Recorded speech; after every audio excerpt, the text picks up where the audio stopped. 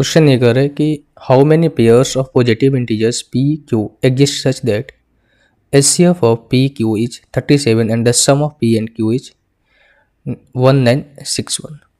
देखो HCF क्या होता है? HCF होता है आपका हाईएस्ट कॉमन फैक्टर, यानी कि मैं बात करूँ 4 और 8 की HCF की, 4 का फैक्टर हो जाएगा 2 इंटू 2 इंटू 1, ये हो जाएगा 1 इंटू 2 इंटू 2 इंटू 2। अब इनमें देखोगे हाईएस्ट कॉमन फैक्टर क्या है, तो हाईएस्ट यहाँ पर 2 इंटू 2 इंटू 1, यहाँ पर 1 इंटू 2 इंटू 2 है, तो इनका हाईएस्ट कॉमन फैक्टर आप निकालोगे 2 इंटू 2 यानी कि ये निकल कर आएगा 4।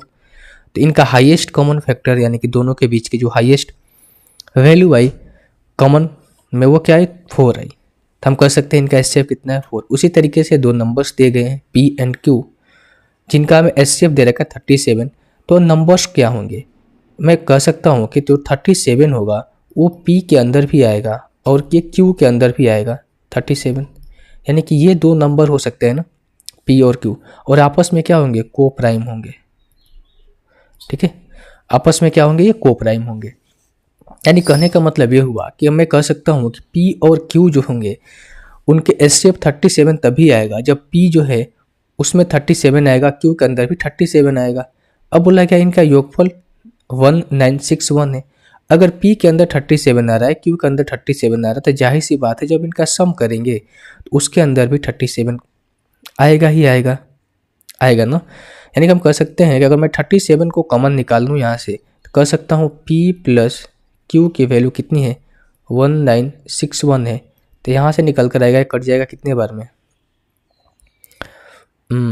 7 5 35, बचते हैं 15 3 18 5, और ये हो जाएगा 7 7 49 और 7 के 21 और 4 25। ठीक है, 57 बार में कट जाएगा, तो P प्लस Q की वैल्यू यहाँ से निकल कर आ जाएगी 57, निकल कर आ गई कितनी 57। अब हमें पेयर ऐसे बताने हैं, तो पहला पेयर आ जाएगा 1, पहला पेयर क्या आएगा आपका 1 आएगा और 56, दूसरा क्या आ जाएगा आपका 1 2 और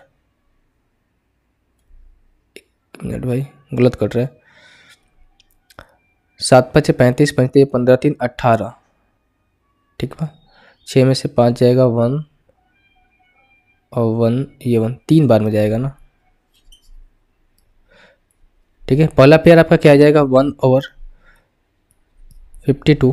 ठीक है, दूसरा पेयर आ जाएगा आपका 2 और 51, तीसरा आपका पेयर आ जाएगा 3 और 50, और ये इसी तरीके से आगे बढ़ेंगे, और जो अंतिम आपका पेयर आएगा वो आएगा क्या 26 और 27। ठीक है, अगला पेयर क्या आएगा 26 और 27। अब इसके बाद जो पेयर बनेंगे वो रिपीट होंगे।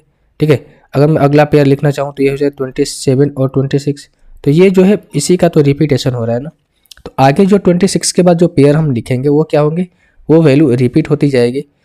तो जो मैक्सिमम पेयर पॉसिबल होंगे, ठीक है, मैक्सिमम यूनिक पेयर पॉसिबल होंगे वो कितने होंगे 26 होंगे। तो मैक्सिमम यूनिक पेयर ये कितना होंगे 26, ऑप्शन नंबर सी।